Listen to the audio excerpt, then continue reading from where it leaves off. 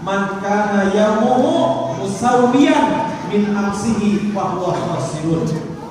Orang yang merugi adalah tahun ini, hari ini, minggu ini, bulan ini sama dengan kemarin, tidak ada peningkatan.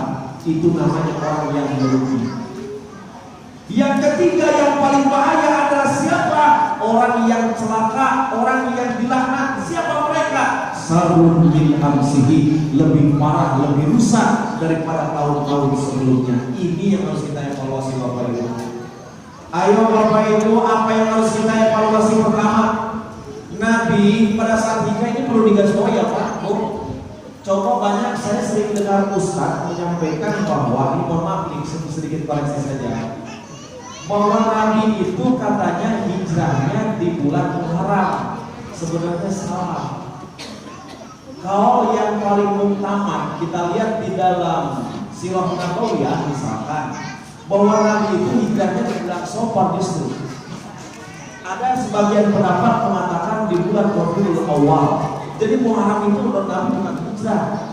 Muharram itu penamaan dan pembentukan kalender Hijriah pada tahun pertama disebutnya dengan Muharram. Karena Nabi saja ketika lahirnya pun belum ada bulan, belum ada tahun. Ketika ada bulan dan tahun Hijriah pada zaman Khulafaur Rasyidin di zamannya Khalifah Sayyidina Umar bin Khattab radhiyallahu taala anhu. Itu ceritanya Bapak Ibu sekalian. Nah Bapak Ibu yang dimuliakan Allah Subhanahu wa taala, apa yang harus kita evaluasi? Tadi sudah kita evaluasi amalia kita bagaimana mengisi. Kemudian tahun baru ini yang pertama, iman kita tingkatkan, akidah kita mantapkan di dalam kalbu dan hati kita. Apalagi Pak, Bu, saya paling senang lihat anak-anak kecil seperti ini. Ini pesan pemerintah Kota Batam. Saya menyampaikan pesan Mawalilah, menguatkan, mentauhidkan pesan beliau. Bapak Ibu, sebentar lagi 5 tahun atau 4 sampai 5 tahun lagi Batam ini akan menjadi Bapak Ibu kota baru. Ini Bapak Ibu kota baru. Bagaimana konsep kota baru? Kota baru itu mengusung konsep serba metropolitan dan serba modern, di mana arus globalisasi, westernisasi, modernisasi dan teknologi sudah sekian maju, akulturasi budaya, masuknya budaya asing sangat rentan ke Kota Batam ini. Maka apa pesan pemerintah dalam hal ini? Jaga generasi kita akidahnya, jaga diri kita keyakinan dan imannya kepada Allah Subhanahu wa taala. Hari ini memang benar kita masih mengenal Allah, wallahu a'lam, tapi 5, 10, 15, 20 tahun kemudian apakah anak-anak kita ini masih mengenal Allah Subhanahu wa taala? Maka oleh karena itu ayo sama-sama Masjid Nurul Iman ini berdiri kokoh karena fondasinya kuat Bapak Ibu. Iman itu ibarat sebuah bangunan kokoh, kemudian fondasinya kuat. Bangunan kuat, fondasi kokoh. Bangunan rapuh, bangunan kemudian fondasi rapuh, bangunan runtuh.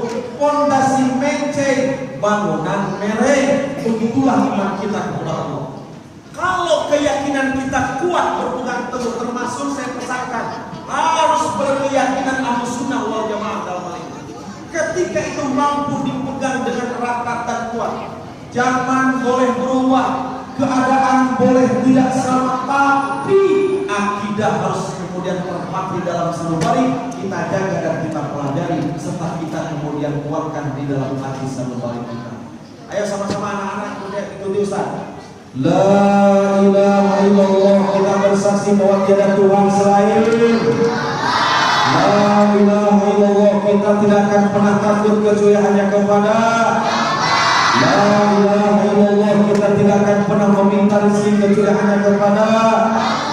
La ilaha illallah, kita tidak akan pernah menggantungkan seluruh persoalan kecuali hanya kepada. Cukup bagi Allah. Itu yang harus kita mantapkan. Ayo dijawab, siapakah yang menghidupkan kita nak? Siapa yang mematikan? Siapa yang membagi rezeki? Siapa yang menahan? Siapa yang melapangkan? Siapa yang menyempitkan? Siapa yang memudahkan? Siapa yang menyulitkan?